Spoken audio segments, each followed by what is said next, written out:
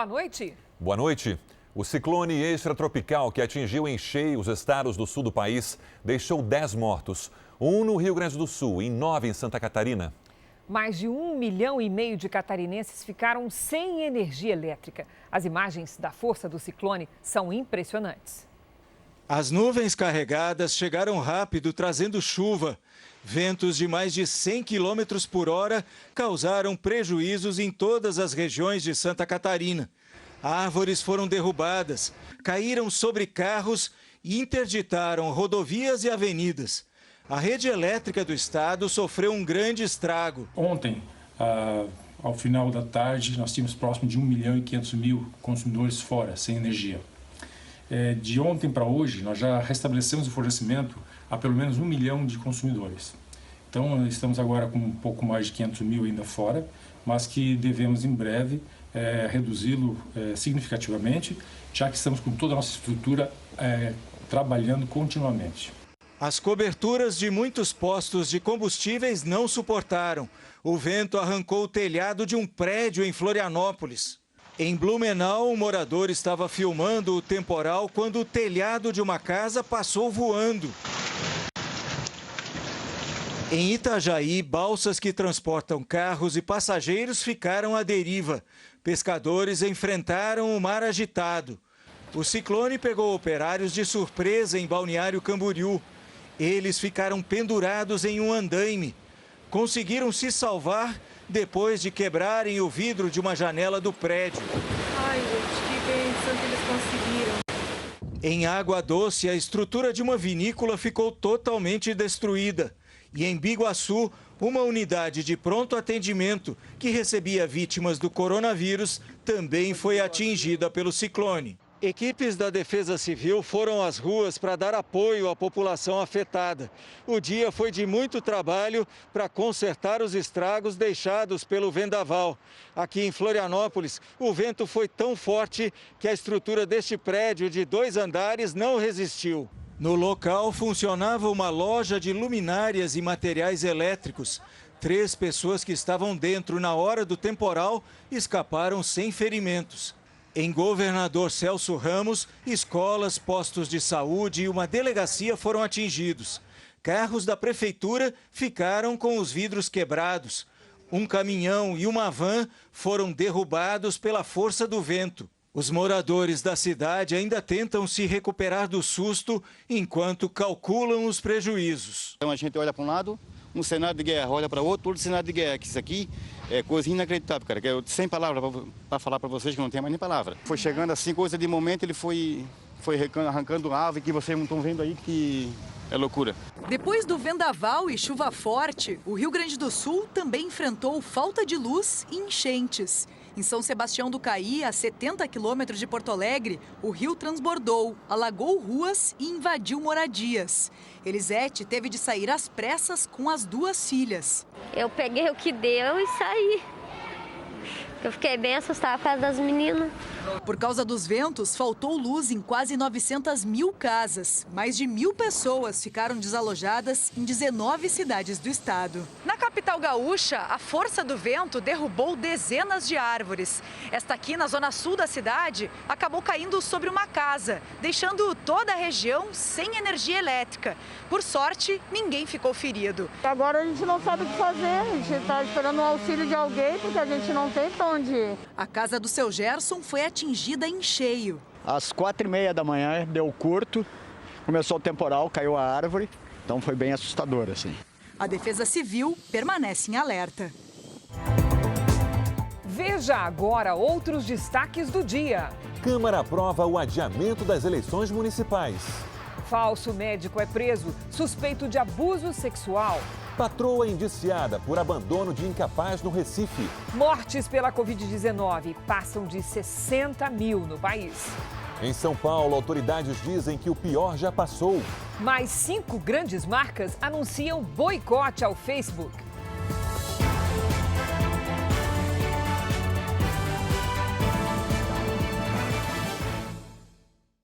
Oferecimento Bradesco, reconhecendo e incentivando nossa gente guerreira.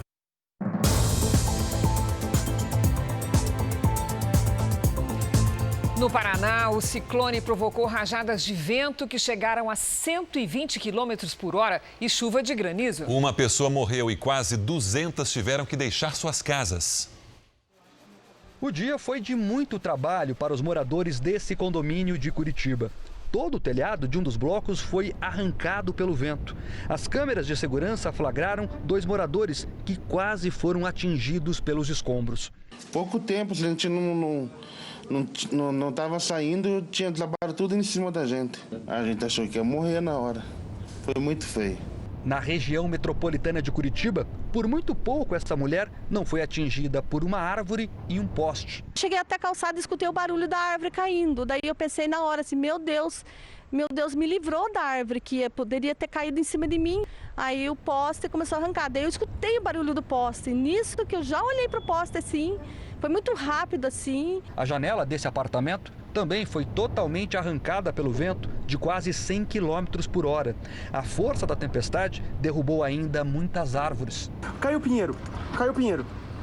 Caiu o pinheiro em cima do carro. Meu Deus! Pelo menos 1.200.000 casas e pontos comerciais ficaram sem energia elétrica em todo o estado. Em Palmeira, a 80 quilômetros de Curitiba, um senhor de 82 anos morreu ao ser atingido por uma telha da própria casa durante o vendaval. 54 cidades de todas as regiões do Paraná registraram estragos. Em Ubiratã, no oeste do estado, os ventos assustaram clientes desse supermercado. Segundo a Defesa Civil, 11.000 pessoas foram afetadas e 189 tiveram que deixar suas casas. E este mesmo ciclone também atingiu o litoral de São Paulo. As ondas fortes afundaram 9 embarcações. O QR Code já está aqui na tela. Aponte a câmera do seu celular e veja mais vídeos, fotos e detalhes da formação do ciclone. Pescadores tentaram recuperar parte dos 7 barcos e das 2 lanchas, que foram destruídos em Piruíbe, litoral sul do estado. Neste trecho, dá para ver o timão de uma das embarcações. Estamos no Rio Negro, onde as embarcações afundaram. Aqui a gente vê o trabalho dos pescadores tentando fazer um resgate. Muitos famílias perderam suas embarcações, que aqui é todo mundo muito humilde, muito simples. A gente não tem nem o que fazer. Também em Peruíbe, a água ocupou toda a orla e inundou ruas. Várias cidades registraram queda de árvores e de fiação elétrica. Em São Sebastião, no litoral norte, o vento arrancou o telhado desta casa e de uma quadra esportiva. E o mar subiu tanto que uma onda quebrou a cerca e invadiu o quintal, levando tudo que tinha no caminho. Impressionante. Lidiane, o que é um ciclone bomba? Vamos lá, Cris. Boa noite para você, para quem nos acompanha. Olha, a palavra ciclone já assusta bastante, mas é um fenômeno comum na região sul do Brasil. Toda vez que uma circulação de ar gira no sentido horário, ocorre um ciclone. Essa circulação joga o ar para cima. Agora, a categoria do ciclone muda de acordo com a velocidade, que neste caso, na região sul, aumentou muito e rápido, provocando destruição. É como se a gente imaginasse um ventilador aqui no chão e, de repente, a velocidade dele é aumentada de uma vez só, causando muito estrago, Cris. Bom, ainda hoje a Lidiane volta com mais explicações, agora com a previsão do tempo. Obrigada, Lídia. Até já. Vamos agora aos números de hoje da pandemia no Brasil. Segundo o Ministério da Saúde, o Brasil tem 1.448.753 casos da Covid-19, com 60.632 mortos. Foram 1.038 novos registros nas últimas 24 horas. Ainda de acordo com o Ministério da Saúde, 826.866 pacientes foram recuperados e 561.255 seguem em acompanhamento. O governo brasileiro prorrogou as restrições à entrada de estrangeiros no país por 30 dias. A medida leva em consideração a declaração de emergência em saúde pública da Organização Mundial da Saúde, do dia 30 de janeiro, por causa da pandemia do coronavírus. E São Paulo completou hoje 100 dias de quarentena. Segundo o Comitê de Saúde do Estado, o pior já passou. A avaliação é que o estado se encontra perto de um platô, quando por semanas uma epidemia já não faz mais tantos novos casos como no início. O estado entra agora em uma fase de estabilidade puxada pelos índices registrados na última semana na Baixada Santista e principalmente na capital paulista, que teve redução significativa no número de novas internações e no número de novos óbitos. E mesmo com a reabertura já em algumas regiões, a previsão é que o número de mortes continue em queda. A recomendação para os idosos, a recomendação para as pessoas que têm doenças crônicas permanece a mesma, fique em casa. A população que sai é a população mais jovem, com menos risco, então pode aumentar a transmissibilidade, mas não deve aumentar a pressão sobre o sistema de saúde.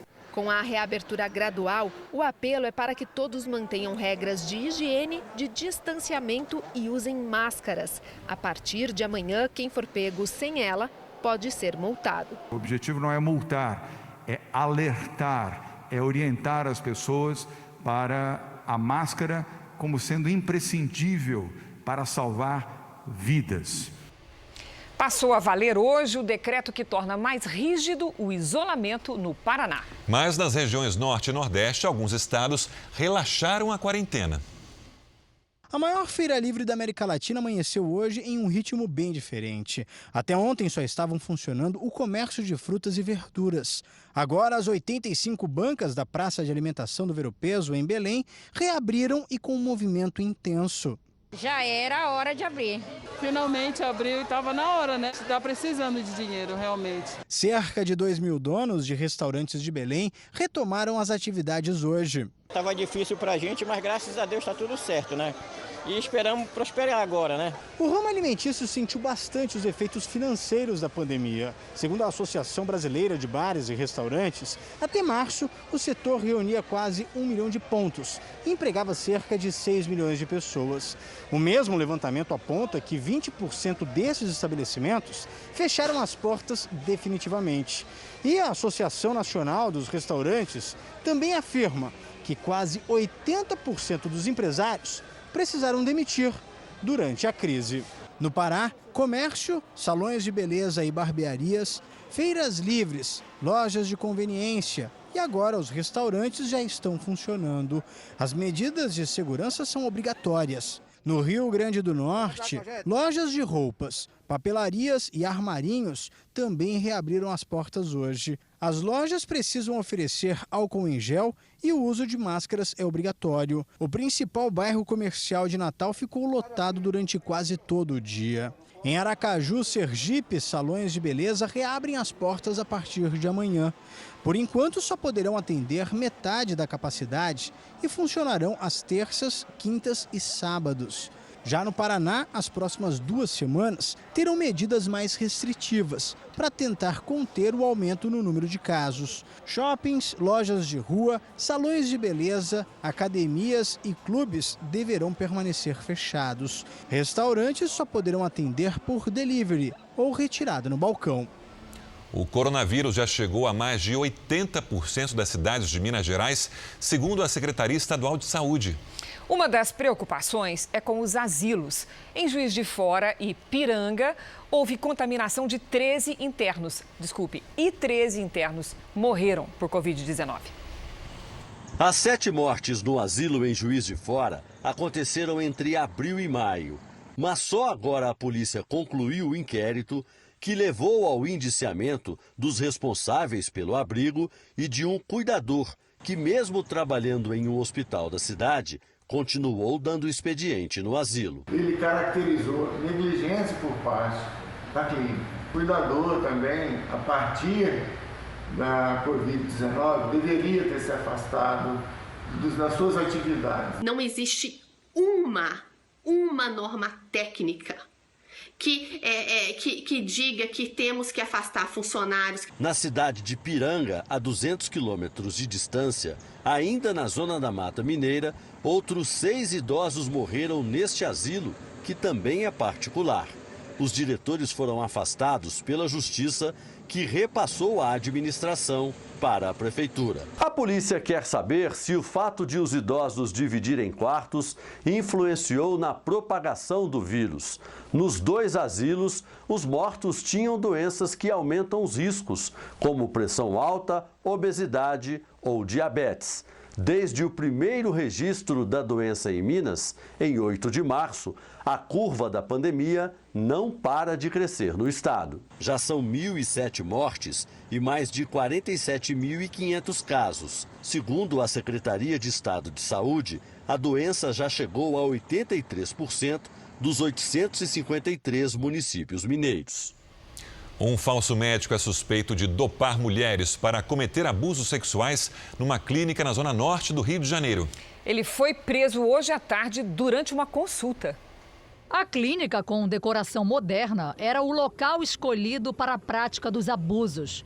Leonardo Souza Pimentel foi preso durante uma consulta. Ele se apresentava como médico esteticista, mas a polícia descobriu que Leonardo nunca estudou medicina e usava a clínica para atrair mulheres. Nós temos a convicção de que eram apenas os tratamentos para iludir as vítimas e trazê-las até o consultório para serem praticados o estupro. Pelo menos 3 pacientes procuraram a polícia.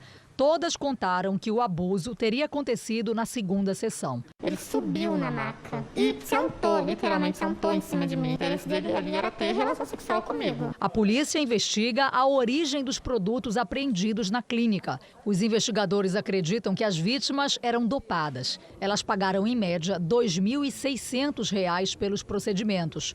Uma delas sofreu graves efeitos colaterais e precisou ser internada. Estava tudo infeccionado, eles falaram, não tem como a gente liberar, porque o seu caso é muito sério. O falso médico não esperava só a marcação das consultas para agir. De acordo com a polícia, também abordava as vítimas em lugares que ele frequentava e até mesmo assim na rua, aqui no bairro onde fica a clínica. Leonardo se aproximava das mulheres com elogios e dizia que elas poderiam ficar ainda mais bonitas com os procedimentos feitos por ele. Leonardo vai responder pelos abusos sexuais e por exercício ilegal da profissão. Toda vez que eu lembro, eu fico arrasada com nojo de um homem desse, porque, tipo assim, eu confiei nele e fui abusada. Foram encontrados hoje de manhã os corpos dos jovens desaparecidos depois de caírem no mar, no costão da Avenida Niemeyer, no Rio de Janeiro. Mergulhadores profissionais que moram na comunidade do Vidigal enfrentaram o mar agitado para fazer o resgate. Os corpos foram localizados e colocados numa lancha dos bombeiros. Em seguida, levados de helicóptero para o quartel. Tudo foi acompanhado de perto pelos pais dos jovens. Só Deus mesmo para confortar nossos corações, meu e dela, da família toda, entendeu? Tá todo mundo arrebentado, todo mundo acabado. A gente não mediu esforços porque era justo dar a essas crianças um enterro digno e um conforto para a mãe deles, apesar da morte, enfim. A gente não ia sair da água enquanto não localizasse. Segundo testemunhas, David Martins, de 12 anos, e Vitor Hugo Carvalho, de 19, caíram na água ontem à noite. Os 2 jovens participavam de um festival de pipas promovido para moradores das comunidades da zona sul do Rio. Ao tentar pegar uma delas, David, de 12 anos, escorregou na pedra e foi parar no mar. Vitor, o mais velho, tentou salvar o amigo e também não conseguiu escapar. Do início do ano até agora, os bombeiros foram acionados mais de 2.300 vezes para salvamentos no mar do Rio de Janeiro.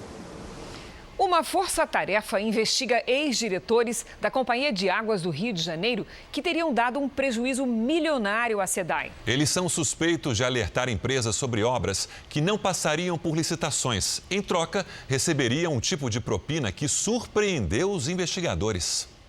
Do alto escalão da SEDAI, a companhia responsável pelo abastecimento de água no Rio, sairiam as informações privilegiadas para uma empresa de engenharia que fica nesse barracão. Ex-diretores e ex-funcionários são suspeitos de repassar senhas de acesso do sistema que controlava os contratos da SEDAI. O interesse da empresa de engenharia era saber quais obras seriam realizadas sem licitação. A partir daí, era apresentada uma proposta superfaturada e o contrato era assinado. A intermediação seria feita por um lobista. A casa dele foi alvo de busca e apreensão. O esquema previa um pagamento de propina diferente aos funcionários suspeitos de envolvimento na fraude. E eles pagavam propina através de aluguel de carros, viagens, cartões corporativos da empresa, onde o funcionário cooptado podia usar um percentual por mês, por ano. Até agora, ninguém foi preso. A força-tarefa que reúne a Polícia Civil, o Ministério Público e o Tribunal de Contas foi atrás de documentos e contratos na sede da empresa de engenharia, na SEDAI e nas residências dos ex-diretores. A empresa beneficiada é uma antiga parceira da SEDAI.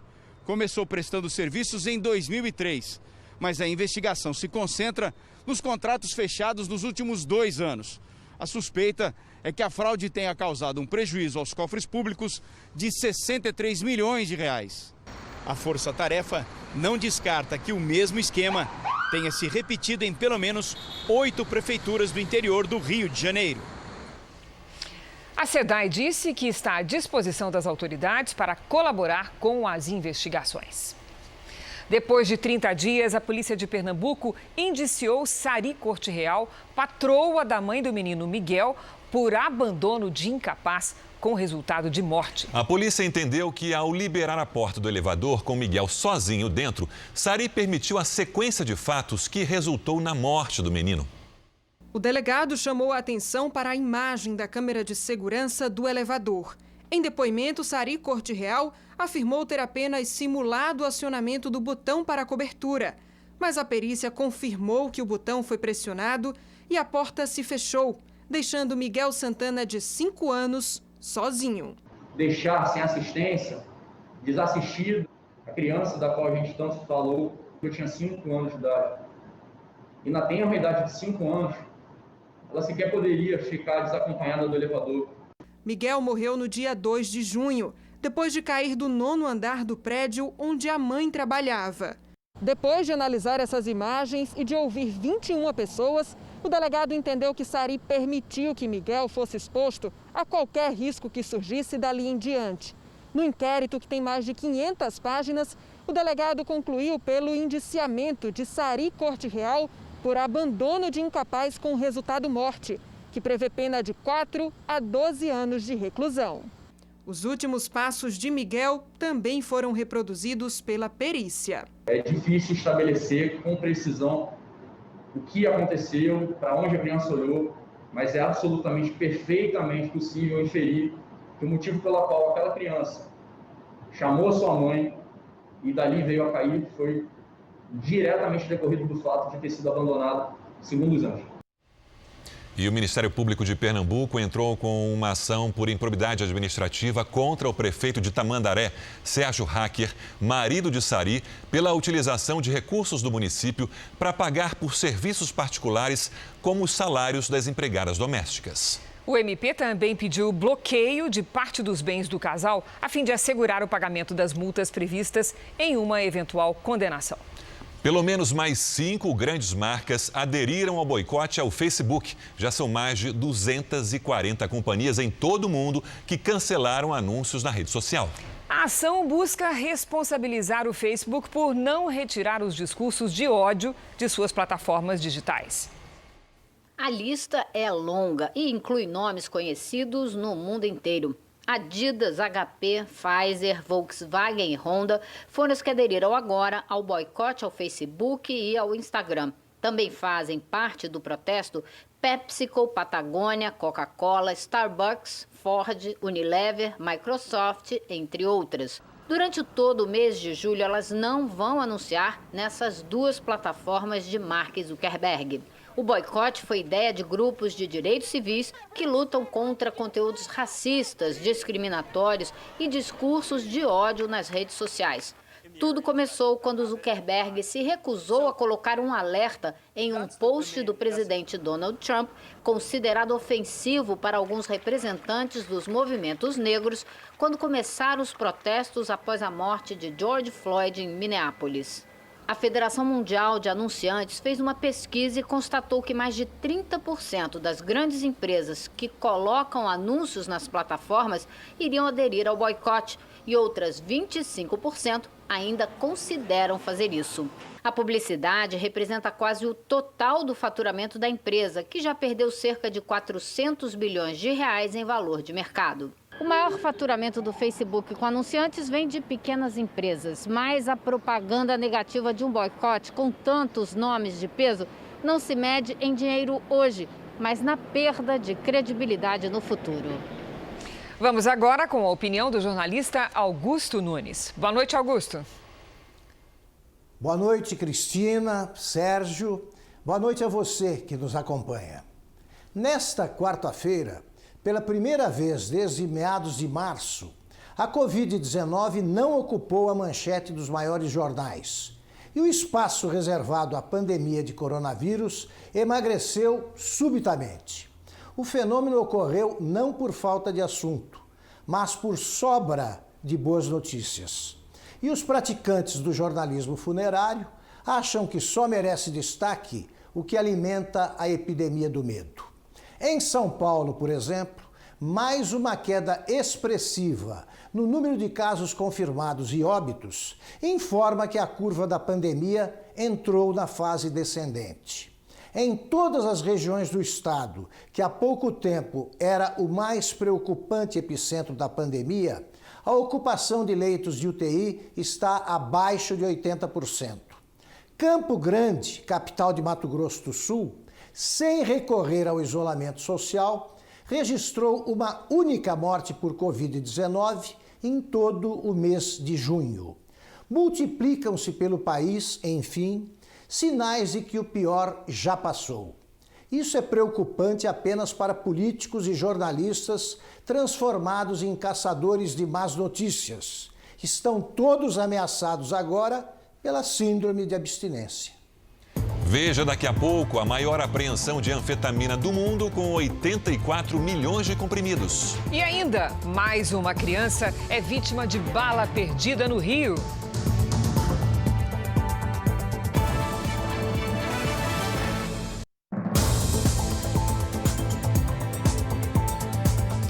O presidente Bolsonaro sinalizou que pode vetar o projeto de lei de combate às fake news em tramitação no Congresso. O presidente manteve a nova rotina de sair do Palácio da Alvorada sem conversar com jornalistas, mas falou mais uma vez com os apoiadores. Bolsonaro comentou a aprovação no Senado do projeto de combate às fake news, indicando que é contrário à proposta. Na Câmara vai ser difícil aprovar. Agora, se for, cabe a nós ainda a possibilidade do veto. Não acho que não vai vingar esse projeto, não. Ninguém mais do que eu é criticado na internet e nunca reclamei. O que saiu do roteiro foi um acidente envolvendo um dos carros do comboio presidencial na chegada ao Palácio do Planalto. O motorista acertou o meio-fio na curva de acesso à entrada. Bolsonaro vinha logo atrás e desceu do carro para ver a situação de perto e conversar com os envolvidos. Um segurança que estava no banco do carona ficou ferido sem gravidade. Sobre a vaga no Ministério da Educação, o governo ainda não confirmou um substituto para Carlos Alberto Decotelli. Alguns nomes já foram citados, mas aqui no Planalto a avaliação é que não é preciso ter pressa. Mais importante é não errar na próxima escolha. O secretário executivo do Ministério disse que a espera não afeta as atividades do MEC. Eu estou aqui na função de secretário executivo e, como secretário executivo, eu tenho a responsabilidade legal de responder como ministro substituto na ausência de um ministro ainda trabalhando, exercendo o trabalho. Então, para a gente não faz, nesse momento, qualquer diferença, porque os trabalhos, os projetos estão andando normalmente. Enfim, a sociedade pode ficar tranquila em relação a isso, porque não há problema nenhum em relação a essa questão. O Supremo Tribunal Federal entra em recesso amanhã. O ministro relator do inquérito das fake news, Alexandre de Moraes, prorrogou as investigações por mais 180 dias. Já o ministro Celso de Mello, responsável por uma das ações que questionam o foro privilegiado do senador Flávio Bolsonaro, decidiu encaminhar o caso ao plenário, ainda sem data para julgamento. O Brasil já concluiu mais de 1/3 das exigências para entrar na OCDE, o Clube dos Países Mais Ricos. O repórter Thiago Nolasco tem as informações ao vivo. Thiago, boa noite. Oi, Sérgio, boa noite para você, para a Crise, para todos. Com mais 6 instrumentos aprovados nessa semana na área de ciência e tecnologia, o Brasil cumpriu aí cerca de 35% do processo de adesão à OCDE. Entre os países que atuam para entrar na Organização de Cooperação para o Desenvolvimento Econômico, o chamado Grupo dos Países Ricos é o que está mais adiantado, na frente, por exemplo, da Argentina e da Romênia, mas esse é um processo longo. E o que eu apurei é que o governo, nos bastidores do governo, atua muito para tentar concluir esse processo de adesão até o fim do mandato do presidente Jair Bolsonaro. De Brasília, Thiago Nolasco. Portanto, até o fim de 2022. Thiago, obrigado. A Câmara dos Deputados aprovou agora há pouco o adiamento das eleições municipais. A gente continua em Brasília, agora com Nathalie Machado. Nathalie, boa noite. Oi, Sérgio. Boa noite, Cristina. Boa noite a todos. Essa proposta de emenda à Constituição tinha sido aprovada no Senado na semana passada. E hoje os deputados concordaram com o adiamento dos 2 turnos das eleições municipais, para que eles aconteçam agora nos dias 15 e 29 de novembro, por causa da pandemia de coronavírus. Com isso, vários prazos no calendário eleitoral também vão ser alterados, como as convenções partidárias. A data de posse dos novos prefeitos e vereadores está mantida. O texto não precisa de sanção presidencial e vai ser promulgado pelo próprio Congresso Nacional em cerimônia prevista para as 10 horas da manhã desta quinta-feira. De Brasília, Nathalie Machado. Obrigado, Nathalie. Veja a seguir a paralisação dos entregadores de aplicativos que pedem melhores condições de trabalho. E veja também, vítimas espancadas por PMs no meio da rua prestam depoimento em São Paulo.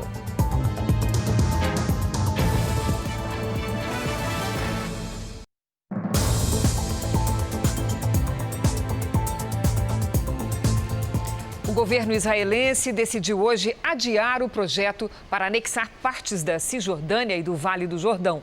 Veja na reportagem da nova correspondente da Record TV em Israel, Bianca Zanini. O plano foi uma das principais promessas de campanha do primeiro-ministro Benjamin Netanyahu e foi desenvolvido em parceria com o governo americano. A proposta prevê anexar 30% da Cisjordânia, incluindo os assentamentos israelenses na região e uma área do Vale do Jordão. O projeto se tornou o primeiro grande impasse no governo de coalizão israelense. Netanyahu pretendia começar a anexação hoje, mas vai acertar detalhes do plano com os Estados Unidos antes que ele seja colocado em ação. Outra questão que motivou o adiamento é a crise do coronavírus. Apenas 5% dos israelenses consideram a anexação como prioridade agora. Oded Revive é prefeito do assentamento de Efrat, que com a anexação passaria a fazer parte de Jerusalém. Para ele, serão anos de negociações até o projeto ser concluído e esse é apenas o começo. A Cisjordânia é ocupada pelos palestinos, que têm a intenção de estabelecer um Estado independente na região. Hoje, eles voltaram a protestar contra a anexação. O Hamas, grupo islâmico radical que controla a faixa de Gaza, alertou ainda que haverá um dia de fúria, com atos violentos, se o plano for adiante. A ONU e a União Europeia também pedem alterações no projeto. Para quem mora nos assentamentos, a unificação é uma questão de história e de identidade. Efrat faz parte de Israel, sim. A extensão de soberania da lei israelense é algo que já deveria ter sido feito há muito tempo. Aqui no Brasil, cresce o risco de câncer de boca associado ao vírus HPV. O alerta de uma pesquisa da Faculdade de Saúde Pública da Universidade de São Paulo. Quando tinha 12 anos, a Ana tomou a primeira dose da vacina para o HPV e 6 meses depois a segunda. Quando for adulta, se tiver contato com o vírus, estará imunizada. É uma segurança a mais, né, pra gente, da saúde deles, entendeu? Vai acontecer alguma coisa, eu sei que não foi por descuido, né? O HPV é transmitido em relações sexuais e pode provocar câncer no útero, nos órgãos genitais e na boca, em casos de sexo oral. O resultado da prevenção, da imunização dos pré-adolescentes vai aparecer no futuro, com a redução do número de casos de câncer causados por HPV. A importância da vacina é ainda mais evidente com a conclusão de uma pesquisa que mostrou como vinha crescendo a incidência de um dos tipos da doença aqui em São Paulo. O epidemiologista Fabrício Menezes analisou os registros de pacientes com câncer de boca de 1997 a 2013. Entre homens de até 39 anos, os casos associados ao HPV cresceram em média 13% ao ano. E entre mulheres da mesma idade, aumentaram em média 8% ao ano. A gente vem percebendo um aumento desses cânceres mais relacionados ao HPV, em sítios anatômicos mais relacionados ao HPV. E por que isso? Devido a práticas sexuais de risco, múltiplos parceiros sexuais, e isso tem exposto mais as pessoas ao HPV e, consequentemente, a possibilidade de desenvolver um câncer. O estudo aponta que é preciso observar o comportamento dos jovens e adolescentes na fase de iniciação sexual, porque o vírus HPV também passa por sexo oral. A Fernanda tem uma filha e o alerta dela sobre os riscos das doenças sexualmente transmissíveis é uma rotina. É sempre bom os pais ficarem atentos o quão importante é, lá na frente, pensando no futuro deles, que ela pode ser prevenida desse problema do câncer, que hoje em dia é uma coisa muito normal. Uma das vítimas agredidas violentamente por PMs no meio da rua prestou depoimento na Corregedoria da Polícia de São Paulo. 8 policiais envolvidos no caso estão presos. Wesley Guimarães foi ouvido durante 3 horas na Corregedoria da Polícia Militar. O inquérito apura tortura, cárcere privado e falsa comunicação de crime de 8 PMs. Ficou me ameaçando, falando que era para eu falar certas coisas, não era para falar que eles me bateram, que era para eu falar um depoimento falso na delegacia. O pizzaiolo voltava do trabalho quando foi brutalmente agredido pelos policiais há 3 semanas. Durante 20 minutos ele foi golpeado, sem chance de defesa. Só este escritório de advocacia defende outros 5 jovens que também foram agredidos pelos mesmos PMs naquela madrugada no bairro. Eles estavam reunidos na casa de um amigo quando os policiais militares invadiram o imóvel para agredi-los. Deram uma pesada no portão, nisso entrou em torno de uns 5 policiais e ficavam batendo nas pessoas enquanto as pessoas saíam. Com cacetete, cabo de vassoura, chute, soco, muita violência. Uma das jovens ficou com muitas marcas no braço. O amigo dela teve um corte profundo na cabeça. Na hora que eu saí na rua, que eu vi que tinha mais um monte de policiais, eu pensei, pronto, morri, né? Este outro ainda se recupera dos ferimentos causados pelos policiais. Eu passei por um corredor de espancamento. Ele deu um golpe de cacetete na minha cabeça, eu tentei me defender, quebrou e trincou no dedo. Os 8 PMs estão presos preventivamente. O advogado das vítimas vai entrar com um pedido na justiça para que eles fiquem detidos até o julgamento. Os jovens, um paisagista, um eletricista, uma manicure, um motorista e um estudante, estão todos apavorados. Todos os trabalhadores honestos, residência fixa, sem nenhuma passagem para a polícia, não estava armado, não estava com droga. Melhor esquecendo, os policiais nem pediram nenhum documento para eles. Simplesmente chegaram agredindo com total violência. Procura a justiça porque eu acho que isso aqui não deve acontecer com ninguém. Ninguém tem culpa de morar numa área menos desfavorecida. A defesa dos policiais militares entrou na Justiça Militar com um pedido de habeas corpus para libertar os PMs. Mas esse pedido foi negado. Os advogados informaram que vão recorrer. Mais uma criança foi vítima de bala perdida no Rio de Janeiro. É a 3ª em menos de uma semana. Essa mulher viu o filho cair baleado. Ítalo Augusto Amorim, de 7 anos, brincava na frente de casa em São João de Meriti, Baixada Fluminense, quando foi atingido por um tiro. Segundo a polícia militar, um homem em uma moto passou e atirou várias vezes contra uma viatura que fazia patrulhamento na região. Um dos disparos atingiu a cabeça do menino. Na hora do tiroteio, as crianças, umas correram, e outras deitaram no chão. E conforme ele foi atingido, ele caiu de bruço, com a testinha assim, coisa, e a mãe dele começou a gritar. Ítalo é a 3ª criança morta por tiros em menos de uma semana na região metropolitana do Rio. A 7ª esse ano, segundo a ONG Rio de Paz. Moradores e parentes da vítima foram ouvidos pela polícia. Um corpo foi encontrado na região onde o menino morreu. Testemunhas contam que o homem morto seria o responsável pelos disparos que atingiram Ítalo. A polícia vai investigar a suposta relação. A morte do caçula abalou a família. Um menino alegre que sonhava em ser médico para cuidar da mãe. A mãe está sofrendo muito, mas muita coisa. Não só a mãe, como todos nós estamos sentindo a dor da mãe, né? Ninguém esperava. Os entregadores de aplicativos fizeram hoje uma paralisação nacional por melhores condições de trabalho. Com a crise causada pela pandemia, muitos encontraram na motocicleta uma alternativa para sustentar a família. As entregas desta quarta-feira foram canceladas. Hoje, eles saíram às ruas para protestar. Em São Paulo, centenas de entregadores exigiram que as empresas de aplicativos ofereçam melhores condições de trabalho. A categoria cobra seguro de saúde, de vida e das motocicletas. Os protestos também aconteceram em outras capitais. No Rio de Janeiro. A gente paga tudo, a gente paga a mochila, se for baú, a gente paga aluguel do baú, a gente paga a nossa gasolina, a gente paga a nossa comida na rua, a gente paga tudo.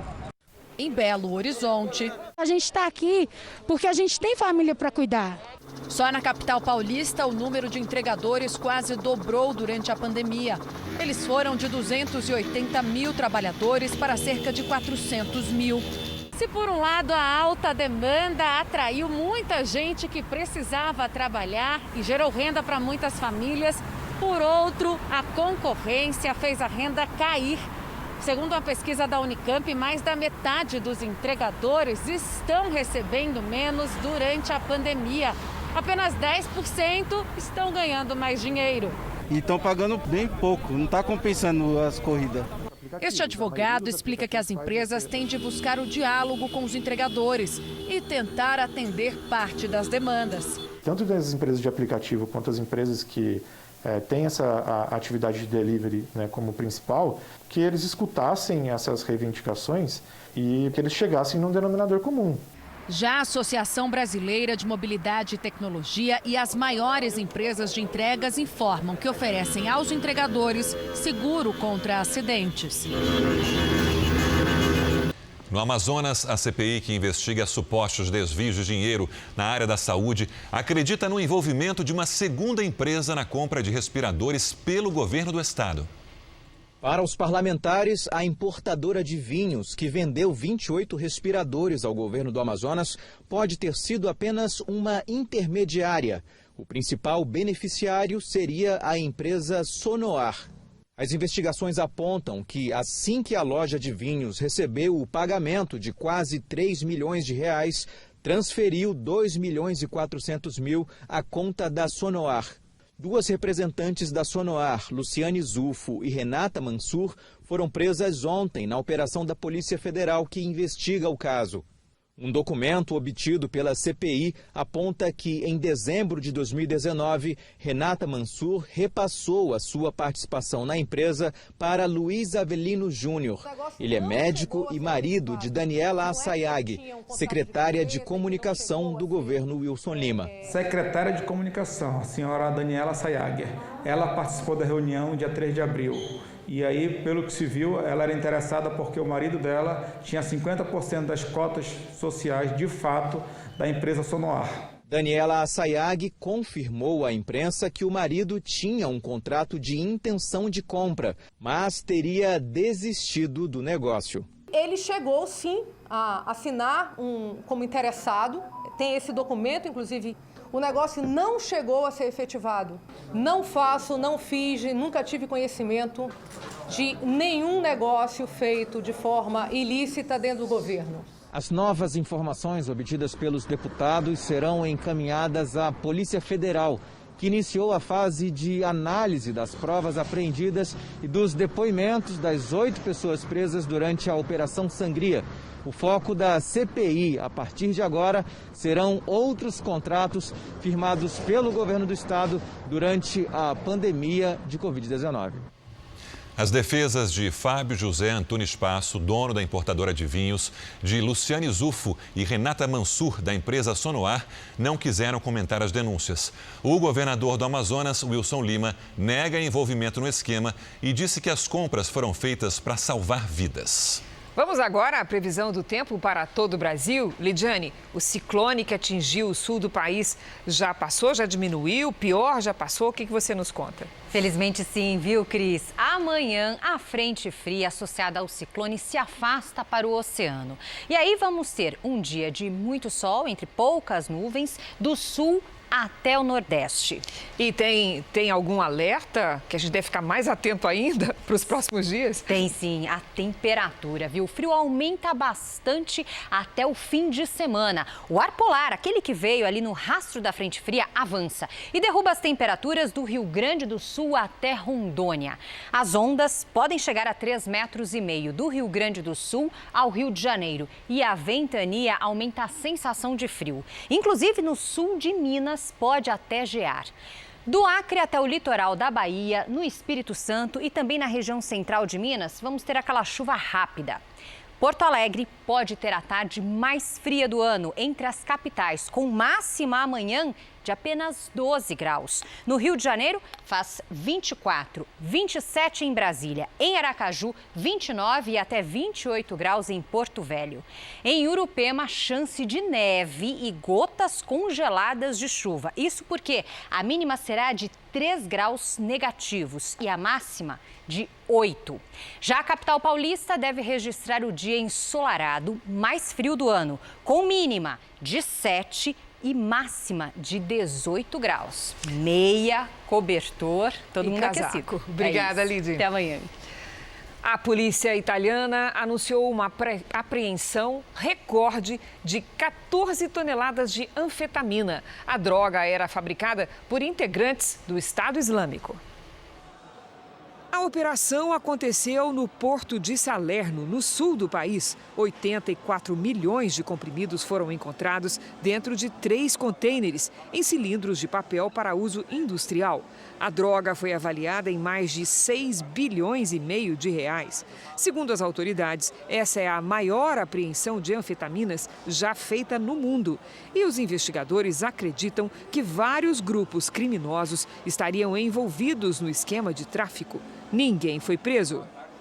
As fronteiras dos países da União Europeia foram reabertas oficialmente nesta quarta-feira e as atrações turísticas voltaram a funcionar com mais regras e menos turistas. Pois é, brasileiros e americanos, por exemplo, ainda não podem entrar na Europa por causa da pandemia.